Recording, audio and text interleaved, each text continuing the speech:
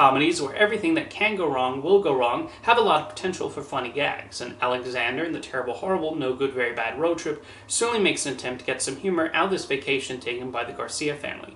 Unfortunately, very little of the jokes land, as the film relies heavily on characters screaming, and none of them are all that endearing.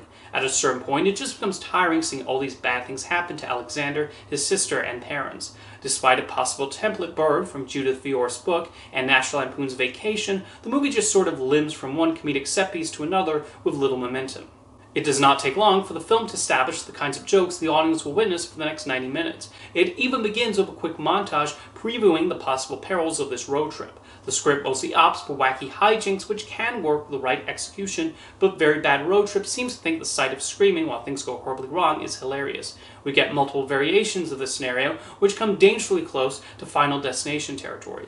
Lucky for the characters, this is a family film, and the most they get is some slight scratches. The family members themselves are simply defined and not given particularly interesting personalities.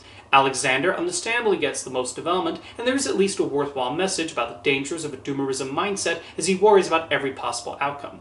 However, that's his only trait. His sister is the usual phone-obsessed teen, while the parents are not given individual identities that stand out. The actors try their best to enliven the script, but they can only do so much with what they're given to work with. They're mostly directed to act as broad as possible, too. Even often reliable comedic talents like Cheech Marin and Harvey Guillen are left trying to find any jokes they can elevate, but disappointingly fall short in providing laughs. There is one big laugh in the movie involving a quick line about American immigration policy, which has certainly taken on new meaning in the period between filming Wrapped and its release. It's a shame the rest of the film does not approach that level of wit. There are times when it has its heart in the right place, but the emotions and connection between the family members just do not feel earned. While the potential was there for this to be an amusing little family film, the gags presented tire quickly.